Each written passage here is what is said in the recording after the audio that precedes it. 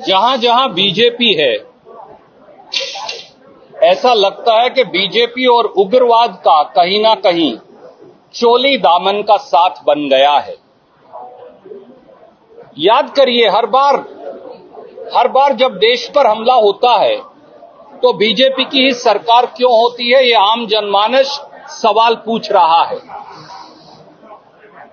जब IC 814 को अगवा किया पाकिस्तानी उग्रवादियों के द्वारा और कंधार अफगानिस्तान ले जाया गया, तो क्या बीजेपी के कर्नाटक के नेता और देश के नेता जवाब देंगे कि पाकिस्तानी उग्रवादियों मौलाना मसूद अजहर, जरगर और बाकी सब उग्रवादियों को मेहमान बनाकर कश्मीर की जेल से छुड़वाकर बीजेपी के देश के विदेश मंत्री कंधार अफगानिस्तान क्यों छोड़कर आए थे?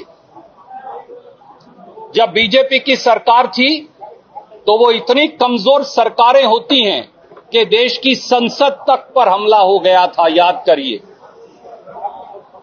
जब बीजेपी की सरकार थी तो इसी सरकार में जब नरेंद्र मोदी जी प्रधानमंत्री थे तो पठानकोट एयरबेस पर पाकिस्तान से आए उग्रवादियों ने हमला किया और केवल एयरबेस पर नहीं, हमारे पुलिस स्टेशन तक उड़ा दिए खुलेआम और हमारे पुलिस के सिपाहियों की और फौज के सिपाहियों की हत्या की।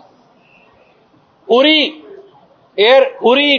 आर्मी बेस के ऊपर नरेंद्र मोदी जी जब प्रधानमंत्री थे तो सीधे सीधे हमला हुआ।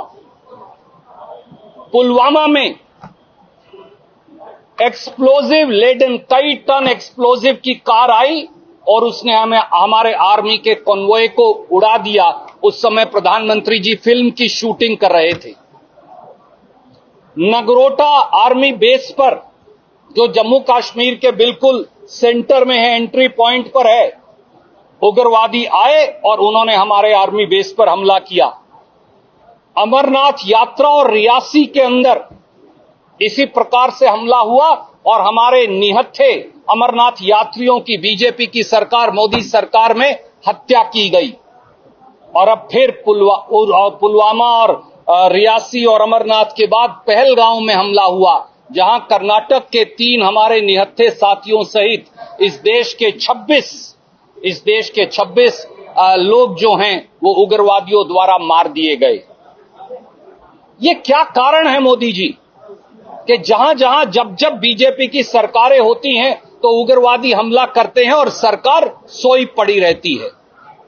बीजेपी का पाक प्रेम, बीजेपी का पाकिस्तान प्रेम कर्नाटक के लीडरों को दोबारा याद करने की जरूरत है।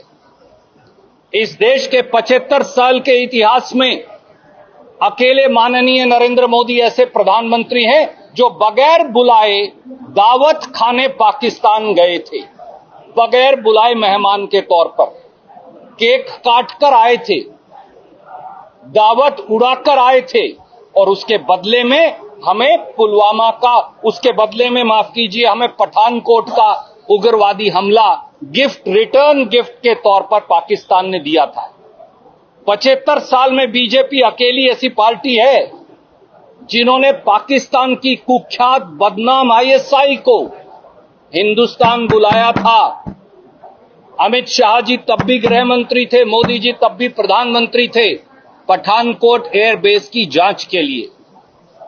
और एक बार नहीं, अनेकों बार बीजेपी के नेताओं के ISI और पाकिस्तान से लिंक मिले।